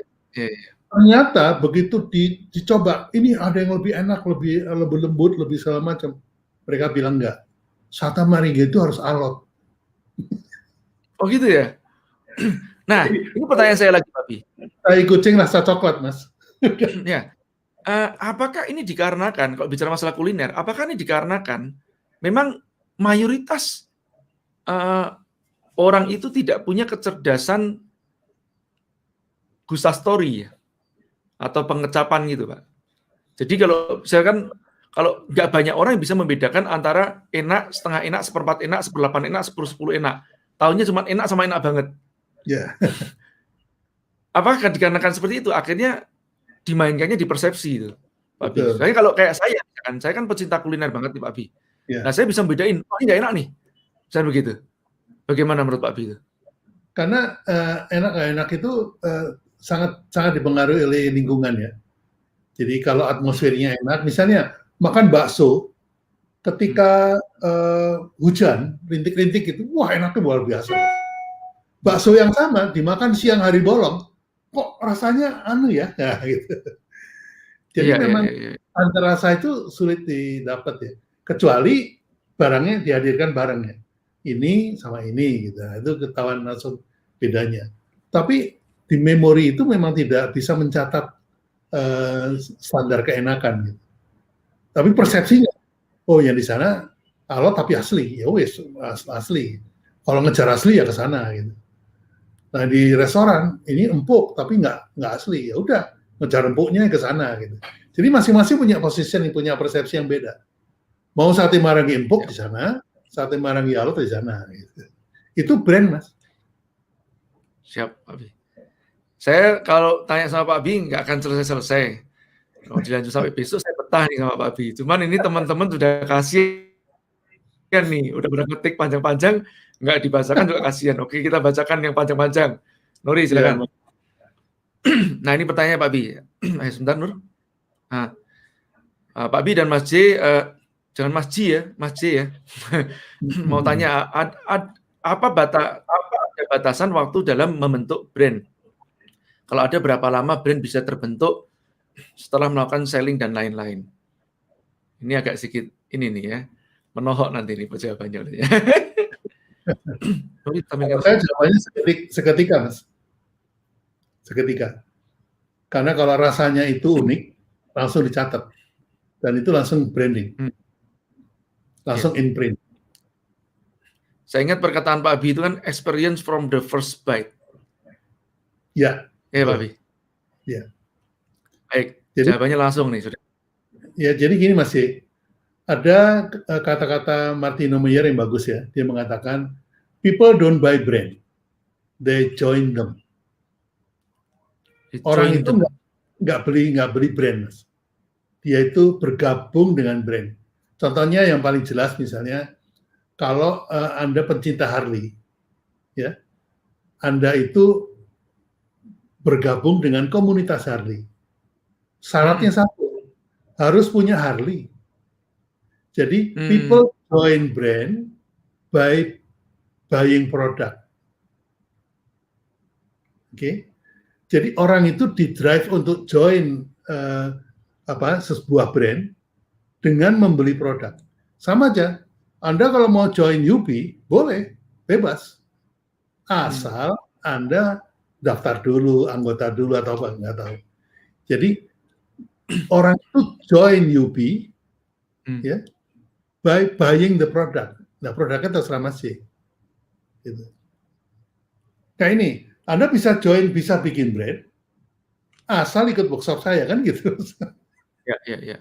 Jadi saya nggak jualan workshop, saya jualan komunitas, saya jualan brand. Banyak juga yang begini nggak Pak Bi kasusnya. ngikut tempatnya Pak B itu pokoknya yang penting sudah jadi alumninya Pak B dan bangga. Meskipun pulang nggak bisa buat brand. Ada yang gitu nggak Pak B? Banyak Mas, banyak. Banyak. Itu termasuk brand juga, berarti brandnya Pak B sudah kuat. Gitu Pak B. Ya, jadi kebanyakan kalau saya perhatikan teman-teman yang join workshop saya itu bukan belajar brand, Mas. Tapi mereka mendapatkan safety net. Jadi kalau orang main sirkus yang di atas tuh Mas, yang terbang-terbang itu kalau jatuh itu ada netnya, ada jaringnya. Gitu. Nah, saya itu jaring pengamannya teman-teman. Jadi kalau mentok itu, tanya Pak Biah gitu. Nah itu lebih ke situ Mas. Mas Dia juga perhatikan begitu sama. Iya, paham. Jadi mungkin tidak sekarang ya. Tapi kartu truf itu akan digunakan nanti dengan mengatakan bahwa saya alumni. Nah, begitu Pak Biah. Masya Allah, keren Pak. Itu baik, next. Yang dikatakan Seth Godin benar Mas. Seth Godin yang mengatakan people don't buy product or service, they buy relation, story, and magic. Relation, story, and magic. Magic itu wow. Jadi mereka tuh membeli relation. Itu anggota UB juga nggak semuanya mau bisnisnya Mas, mau join sama Mas C aja, mau terkoneksi sama Mas C. Gitu. Saya punya satu kelemahan Pak. Ya. Ya, silakan Pak Bi, duluan. Ya. Jadi kedua, by relation, kemudian story. Nah, story-nya masih kan udah panjang nih. Kayak story saya 50 tahun itu kan panjang. Gitu. Dan magic, ternyata begitu ketemu orang, bener loh. Ternyata Pak B emang, wah gitu. Bener loh Pak B ternyata. Nah itu bukti bahwa people don't buy product. So don't care about product. Orang teman-teman juga nggak tahu kok setiap kali saya ngasih workshop itu materinya beda-beda. Suka-suka saya aja lagi inget apa saya ngomong. Workshopnya sama, materinya bisa beda-beda. Iya. Dan mereka nggak peduli. Pak B itu yang penting bukan slide-nya, tapi ngomongannya Pak B itu yang mesti didengerin gitu. Kata teman-teman nih Mas. Jadi penjelasannya itu lebih penting untuk gimana dari slide-nya gitu. Iya, monggo silakan Mas, lanjut. Apa Pak Bi? Ya, monggo lanjut. Terus nah, baik. Saya pengen tanya sebenarnya, tapi sudahlah, pertanyaan teman-teman duluan. Lanjut, pertanyaan kedua. Apakah kondisi new normal hari ini, strategi dan aktivasi brandnya berbeda? Mengingat fenomena personal branding dan self-branding di satu tempat akankah menjadi ramai dan gaduh? Ya. Ini agak nyimak nih materinya. Ya, kalau strateginya sama Mas, nggak berubah. Yang berubah cuma medianya aja. Medianya, betul. Ya, strategi. Jadi yang namanya strateginya sama, inventory-nya dan activation-nya aja yang beda. Ada 3 langkah ya. Jadi tadi Pak B mengatakan inventory itu mungkin teman-teman yang nggak paham nih, yang maksud inventory itu kan senjata mungkin Pak B ya, weapon-nya. Amunisi lah, amunisinya. Ya. Siap. Lanjut Pak B. Ya, jadi kalau brand strategi jelas ya. Brand strategi jelas. Kemudian brand inventory itu bisa pakai jingle, bisa pakai logo, bisa pakai video, bisa pakai konten, bisa pakai copywriting, bisa pakai senyum, bisa pakai jam pasir gitu. Itu namanya inventory. Nah, kemudian yang berikutnya adalah brand activation. Activation itu kapan kita pakai jam pasir, kapan kita pakai jingle, kapan kita pakai konten gitu. Itu merupakan activation. Nah, dari 3 langkah ini yang berubah tuh cuman yang terakhir, Mas. karena medianya berubah. Jam tayang misalnya, kalau jam tayang hari biasa mengikuti jumlah orang yang mengunjung, itu sebaiknya kita live-nya itu jam 7 malam ya. Ya.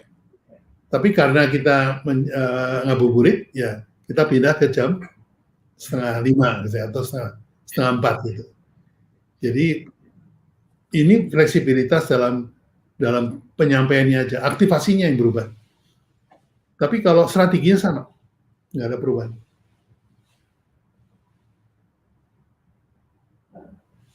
Yang Fajar Sidik. Oke, lanjutkan. Ya. Nah, ini ada pertanyaan berikutnya. Untuk membenahi atau meng-create brand itu harus dimulai dari mana? Semoga Pak Bi, terima kasih. Nah, ini meng-create brand dimulai dari mana? Oke. Dasar lagi nih ya. Oke, saya mau tanya dulu. 99% klien saya atau 99% teman-teman itu memulai bisnis dari produk. Betul nggak sih? Ya.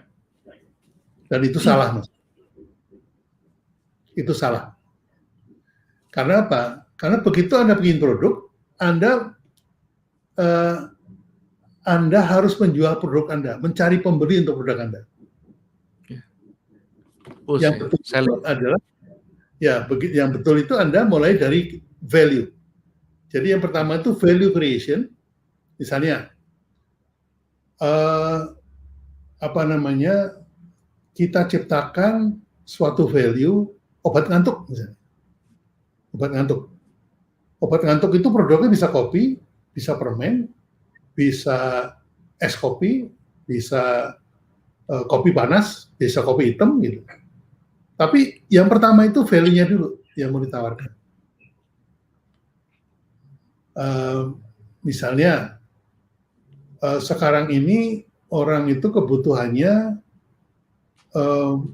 masak di rumah, tapi maunya cepat.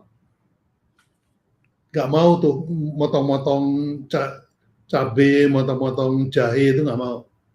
Maunya ini daging, ini bumbu, masak sebentar, siap hidangkan. Ya.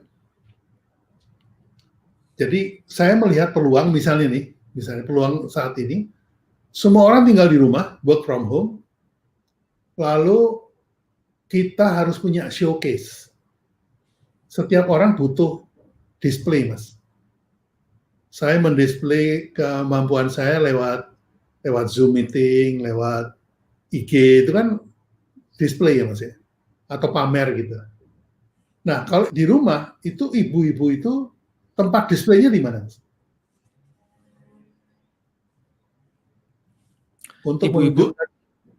Untuk menunjukkan kehadirannya dia itu, displaynya di mana?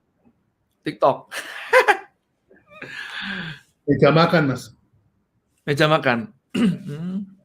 Kalau Anda cuci baju, selesai disetrika, masuk lemari, nggak kelihatan.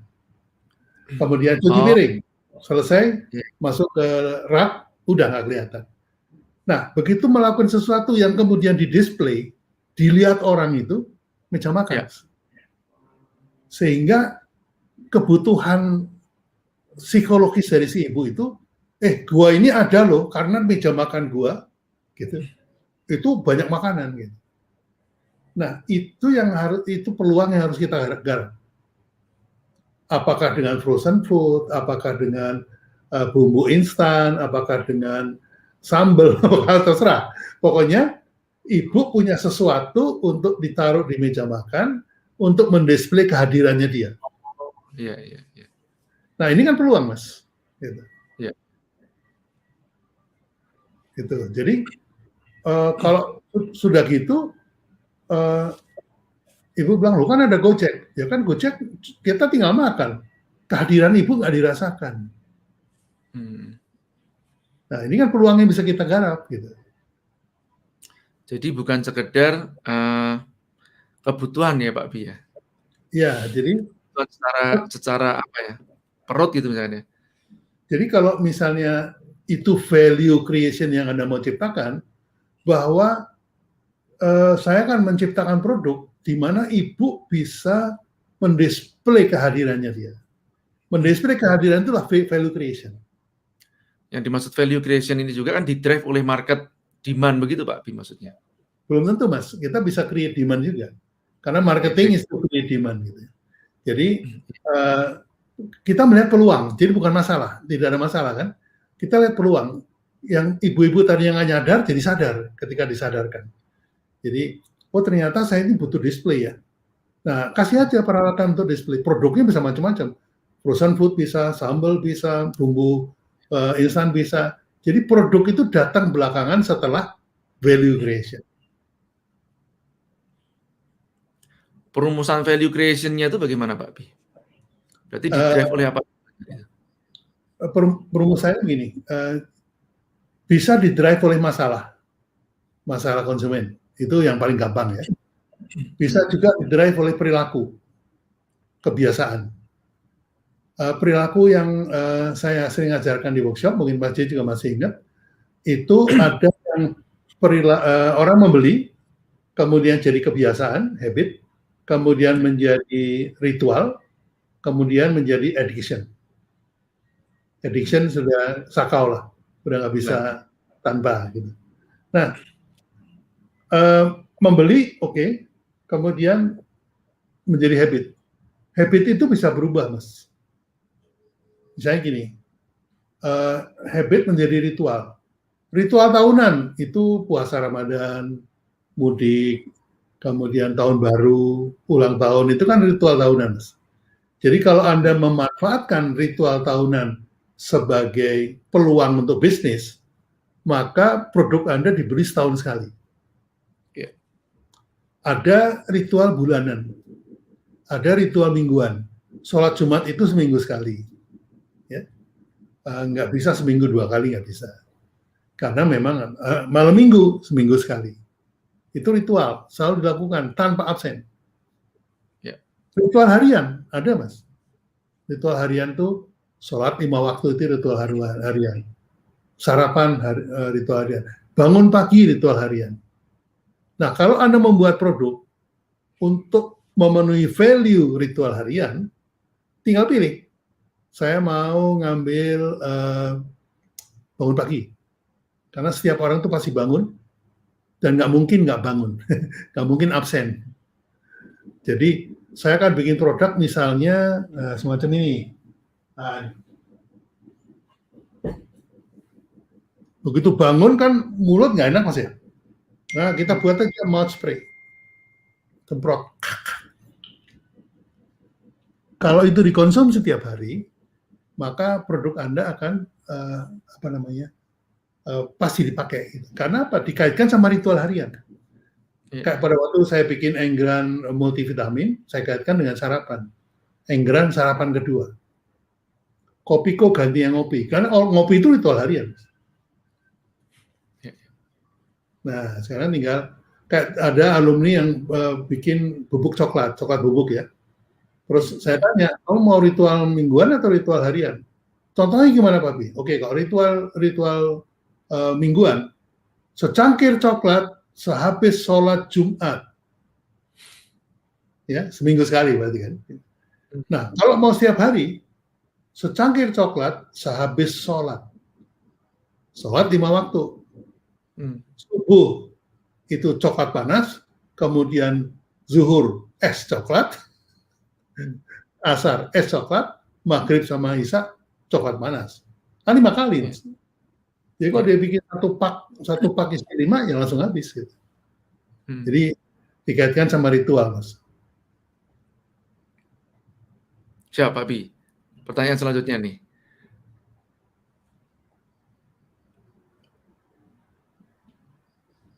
Oke, bagaimana kalau UMKM-nya fashion, Pak Bi? Testernya seperti apa biar bisa imprint? Kelebihan saya sudah punya personal branding, tapi masih sebatas hanya teman-teman saja. Ya, memang fashion itu peluangnya sekarang agak kurang ya, karena nggak tahu di daerah ya, kalau di Jakarta itu orang jarang berpergian, sehingga fashion itu kebutuhannya menjadi lebih berkurang dibanding sebelumnya. Nah,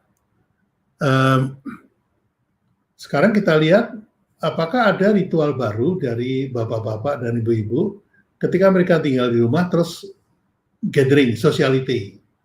Nah, sosialita mereka itu kalau tadinya itu ketemu di restoran, sekarang ketemunya di Zoom. Ya.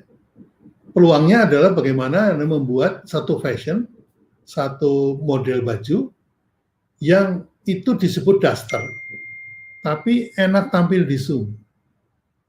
Ketika tampil di Zoom itu kelihatannya tetap keren gitu. Jadi sosialitanya tetap, meeting-meetingnya tetap, ngobrolnya tetap, yang beda cuma tempatnya. Tapi itu membuka peluang. Jadi kalau masih dengar ceritanya Mas Yoyo Srubiantoro, itu sebulan dia menjual 260.000 daster Zoom.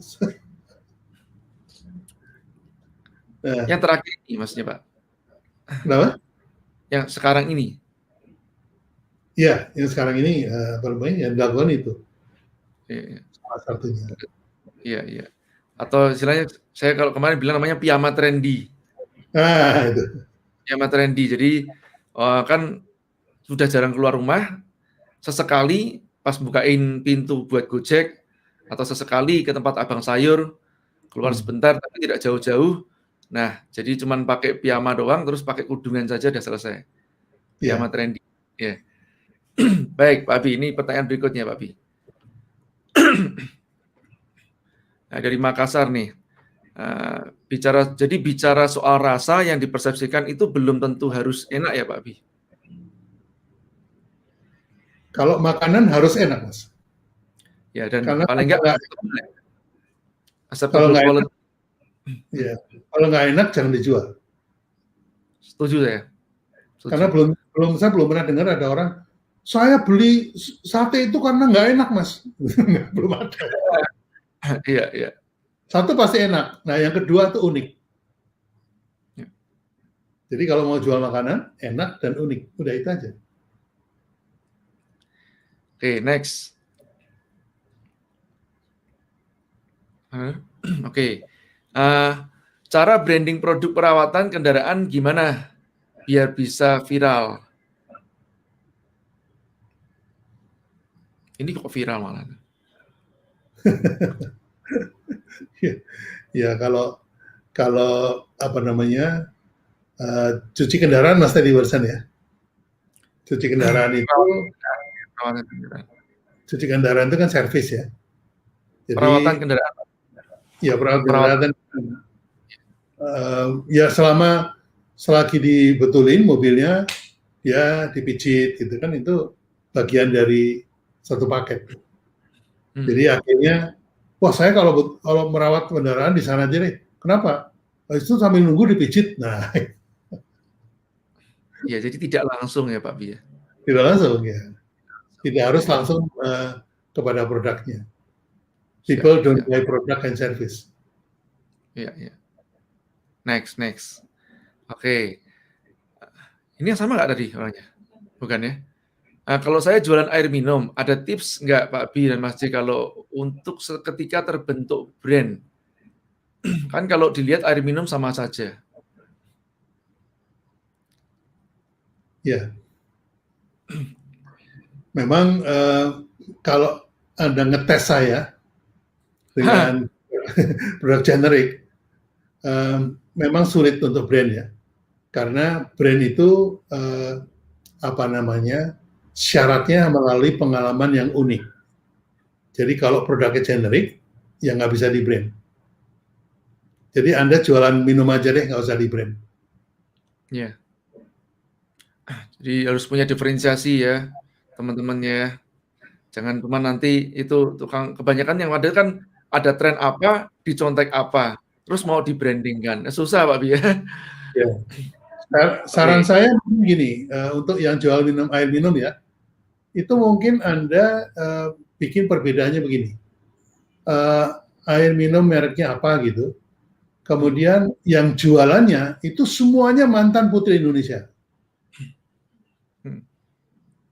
Mantan putri Indonesia. Jadi boleh dikatakan air minum putri Indonesia. Iya. Emosionalnya dimainkan Pak Bi ya. Ya, karena mantan putrinya sedikit, jadi kemungkinan Anda dapat yang mantan putri Indonesia tahun 50-an. Sudah ya. Udah basi itu airnya, udah berlumut. Nah, tapi saya punya ini Pak Bi, waktu itu pernah ditanya sama teman-teman kan masalah air itu. Saya menjawab seperti gini, bisa tetap bisa kan kalau ditantang kan itu ya Pak Bi, ditantang. Bagaimana membranding produk generik.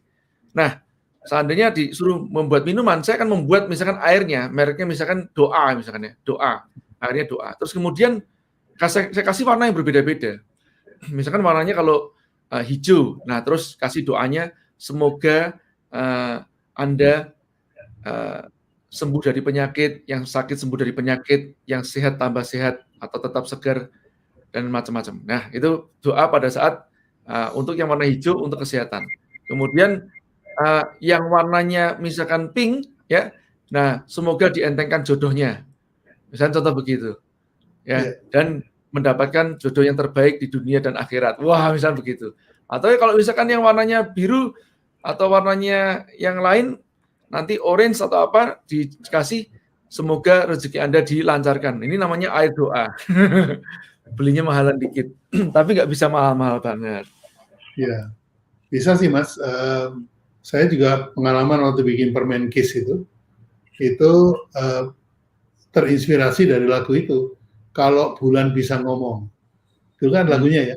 Kalau bulan bisa ngomong, gitu kan. Nah, jadi permennya itu isinya apapun nggak penting, tapi di packagingnya itu ada tulisannya, I love you, I love you, terus I like you, terus ya kayak doa tadi. Jadi kan banyak cowok yang mau nembak cewek tapi susah gitu ngomongnya. Ya udah pakai permen aja dikasih gitu, I love you. Gitu. Terus ceweknya ngeluarin permen, I'm sorry. I do pak you. Oke, baik. Ini udah hampir 2 jam loh teman-teman. Terakhir ya, pertanyaan terakhir aja teman-teman, yang mohon maaf nggak bisa dijawab semuanya. Nah, tadi dikatakan seperti Yujum, Pak Bi rela jauh-jauh terbang ke Jogja. Bagaimana jika Yujum buka cabang di Jakarta? Apa ini akan berpengaruh terhadap persepsi atau sebaiknya tetap di Jogja saja? Ya, di Jogja itu restoran Yujum ada banyak ya. Ada di Pelengkung, ada kemudian ada yang di kompleksnya dia itu banyak, ada beberapa sekeliling. Itu karena Yujum sudah wafat, jadi itu yang menjalankan putra-putranya dan juga keponakan-keponakannya. Rasanya ada beda-beda dikit, gitu. Jadi kalau saya terbang ke Jogja pun, saya pasti ke Kaliurang, ke pusatnya, di tempat yang ada lesehan, ada keroncongan, nah itu. Jadi kalau Anda itu menjual otentisitas, maka orang akan ngejar walaupun ke pelosok.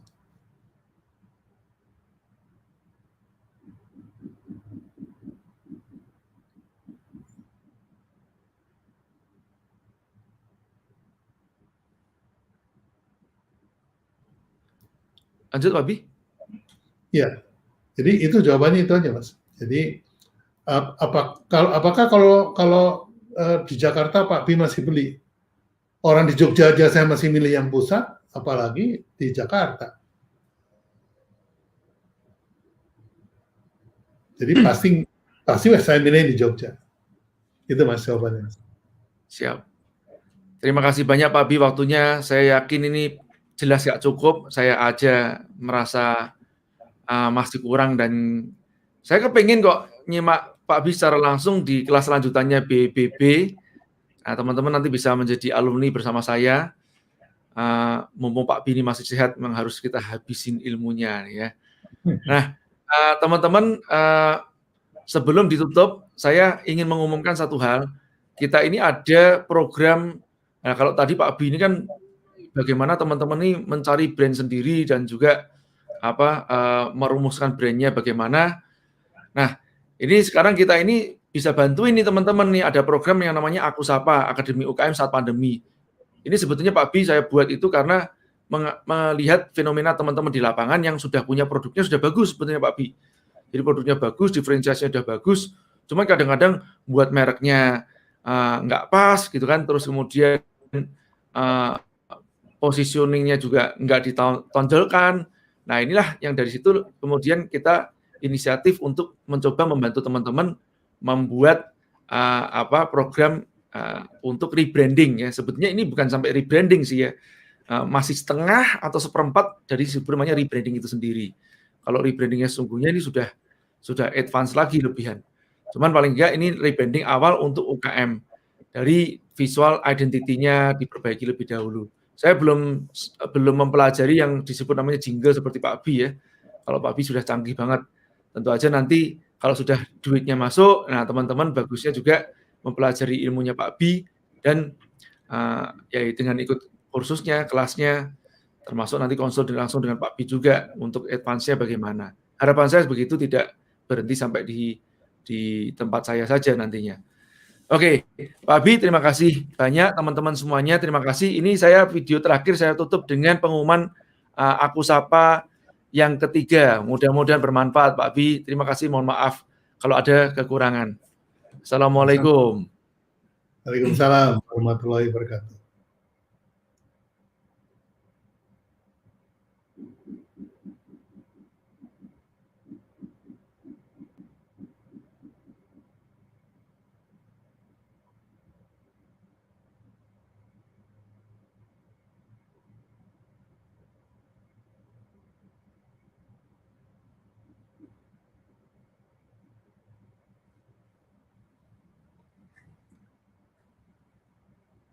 Berapa yang hadir masih?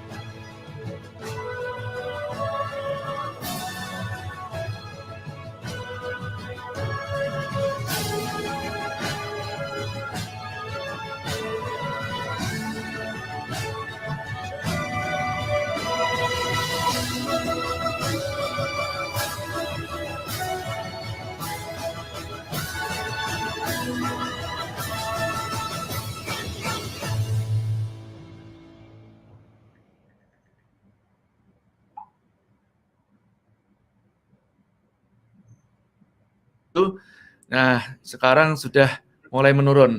Baik, sekian dari saya, Pak Bi juga mohon maaf kalau ada kekurangan semuanya teman-teman tidak bisa mengakomodir pertanyaan-pertanyaan yang ada. Ya mudah-mudahan nanti satu persatu saya masih bisa sempat untuk menjawab di kolom chat ya. Pak Bi kalau berkesempatan juga. Terima kasih. Assalamualaikum. Selamat berbuka puasa. Waalaikumsalam warahmatullahi wabarakatuh. Makasih Mas. Sama-sama Pak Bi.